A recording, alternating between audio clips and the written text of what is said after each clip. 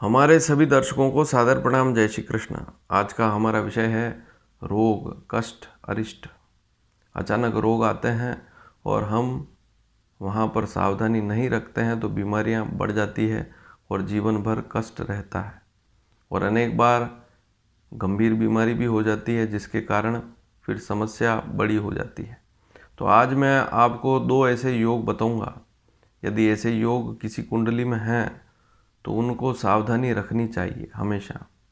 अभी तो आप जान ही रहे हैं, महामारी का दौर चल रहा है और यदि ऐसी स्थिति में इस प्रकार के योग किसी कुंडली में हैं और ऐसा व्यक्ति लापरवाही करता है तो समस्या और गंभीर हो जाती है।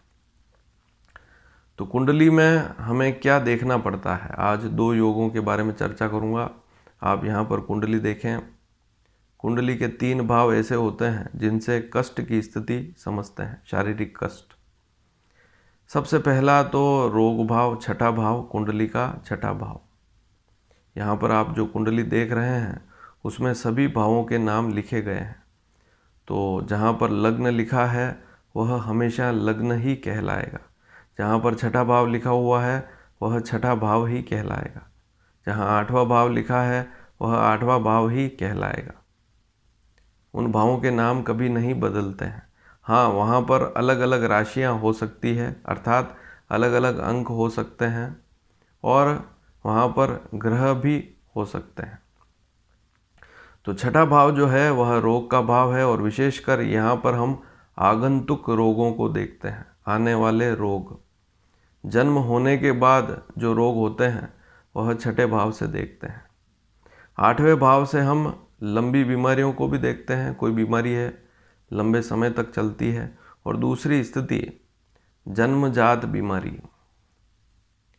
ऐसा बच्चा जो जन्म से ही बीमार है या कोई रोग लेकर आया है या शारीरिक विकृति लेकर आया है तो वह भी 8वें भाव से देखते हैं। 12वां भाव है हॉस्पिटल में जाना, भर्ती होना और लंबे समय तक इलाज लेना। 12वां भाव बहुत बुरी स्थिति है यदि 12वें भाव में पाप ग्रह हैं। तो योगों को समझेंगे। 12वां भाव जो है वह व्यसन का भाव भी है। किसी व्यक्ति को व्यसन है शराब पीने का, सिगरेट पीने का, तो ऐसी स्थिति भी 12वें भाव से देखते हैं। हालांकि दूसरे भाव से भी व्यसन देखते हैं। यदि दूसरे भाव में भी बुरे ग्रह जैसे शनि है, राहु है, मंगल है, इनकी अशुभ युति बन रही है तो दूसरे भाव से भी देखते हैं। खान पान असंयमित हो जाता है, उससे फिर शारीरिक रोग बढ़ते हैं। और 12वां भाव व्यसन का भाव है तो वहाँ सावधानी रखनी पड़ती है। किसी भी प्रकार का व्यर्थ शौक व्यक्ति को, अगर शौकीन है व्यक्ति और गलत चीज़ें खाता है तो 12वें भाव से देखते हैं और फिर समस्याएं बढ़ जाती है। तो 2 योगों के बारे में चर्चा कर रहा हूँ। सबसे पहला योग बनेगा चंद्रमा से। यदि कुंडली में चंद्रमा पीड़ित है तो शारीरिक रोग अवश्य होंगे।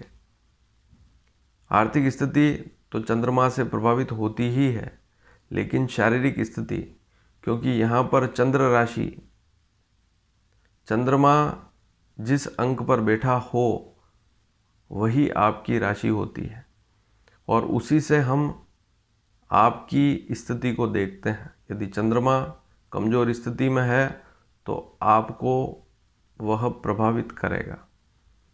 तो चंद्रमा कुंडली में छठे, 8वें या 12वें भाव में बैठा हो और उसके साथ राहु हो, शनि हो, केतु हो, तीनों में से कोई एक ग्रह भी है तो समस्या रहती है।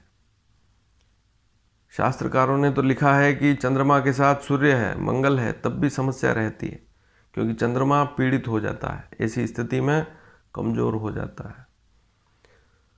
विशेषकर राहु और शनि यदि चंद्रमा के साथ छठे, 8वें, 12वें भाव में बैठे हुए हैं तो समस्या बढ़ती ही है। तो ऐसी स्थिति यदि किसी कुंडली में बनती है तो उन्हें, जिस कुंडली में ऐसा योग बन रहा है, ऐसे व्यक्ति को सावधानी रखनी चाहिए, अन्यथा फिर रोग बढ़ेंगे, गंभीर रोग हो जाएंगे। और अभी वर्तमान में यदि सावधानी नहीं रखते हैं आज के इस समय में 2021 में, तो अभी तो आप देख रहे हैं गंभीर रोग महामारी चल रही है, तो फिर समस्या बढ़नी ही है। यदि यह स्थिति 12वें भाव में बनती है, चंद्रमा राहु के साथ है, शनि के साथ है, तब तो आपको व्यसन पर भी ध्यान देना होगा। यदि आपको किसी प्रकार का व्यर्थ शौक है, खाने पीने का शौक है, तो वहाँ पर भी कंट्रोल करना होगा। दूसरी स्थिति है कि लग्न अर्थात शरीर। यदि शरीर पीड़ित है तो सब खराब। तो लग्न से हम शरीर की स्थिति देखते हैं, और लग्न का जो स्वामी है वह यदि पीड़ित है तब भी बुरी स्थिति होती है। अनेक कुंडलियों में हम देखते हैं कि लग्न का स्वामी यदि पीड़ित अवस्था में है तो उस व्यक्ति को कोई न कोई रोग कष्ट हमेशा चलता ही रहता है। और जब महामारी का दौर हो उस समय सावधानी ना रखे तो और स्थिति खराब, लापरवाही करे तो और स्थिति खराब हो जाती है। तो लग्न में देखें कि क्या राशि लिखी हुई है। अलग अलग लग्न होते हैं, उनके स्वामी भी अलग अलग होते हैं। जैसे 1 और 8 मेष वृश्चिक राशि लग्न में लिखी हुई है तो मंगल स्वामी होता है। 2 और 7 वृषभ और तुला राशि लग्न में है, इनमें से कोई एक राशि है तो लग्न का स्वामी शुक्र बनेगा। मिथुन कन्या का स्वामी बुध होता है, 3 और 6 नंबर। 4 नंबर कर्क लग्न स्वामी चंद्रमा। 5 नंबर सिंह लग्न स्वामी सूर्य। 9 नंबर 12 नंबर धनु और मीन लग्न का स्वामी गुरु होता है।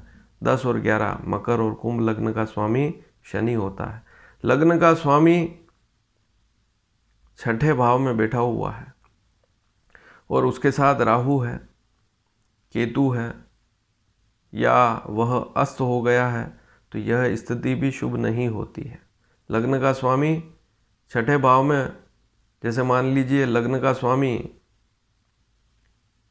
शनि है और वह 6ठे भाव में बैठा हुआ है, वहाँ पर यदि वह सूर्य के साथ अस्त हो गया तब भी समस्या रहती है।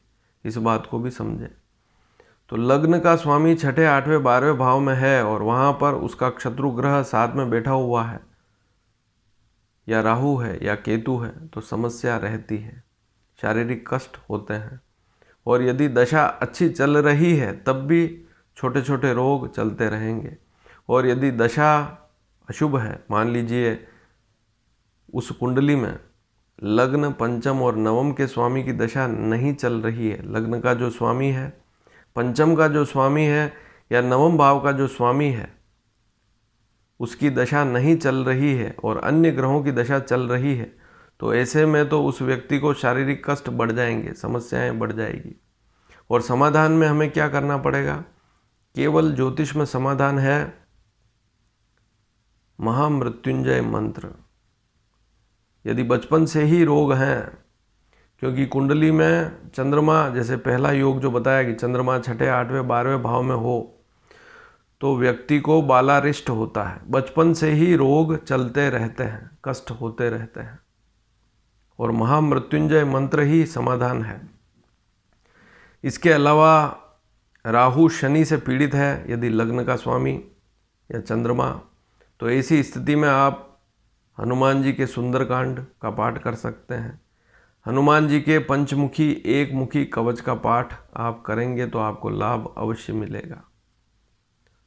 तो समाधान करेंगे तब भी लाभ मिलेगा। समाधान जो बताए हैं उनको आप करेंगे तो लाभान्वित अवश्य होंगे, लेकिन लापरवाही भी बड़ा कारण है। 12वें भाव में ऐसी युति बन रही है, चंद्रमा है और राहु शनि के साथ है, या लग्न का स्वामी 12वें भाव में बैठा हुआ है, राहु शनि के साथ है, तो लापरवाही ना करें, क्योंकि वहाँ वे ग्रह बैठकर 6ठे भाव को भी देखेंगे और 12वें भाव में हैं, तो वहाँ व्यक्ति लापरवाही करेगा और बीमारी फिर बढ़ेगी, फिर उसका समाधान नहीं हो पाएगा। तो बचपन से ही रोग किसी व्यक्ति को हो रहे हैं तो शुरू से ही ये उपाय जो बताएं करते रहें तो लाभान्वित अवश्य होंगे। और जहाँ आप देखते हैं कि चंद्रमा 6ठे 8वें 12वें भाव में है, वहाँ पर यदि लग्न का स्वामी कोई और ग्रह है और वह यदि 6ठे 8वें 12वें भाव में नहीं है, तो उसका आप रत्न अवश्य धारण करें, उससे भी लाभ मिलेगा। तो लग्न का रत्न, लग्नेश का रत्न भी धारण कर सकते हैं, लाभान्वित होंगे।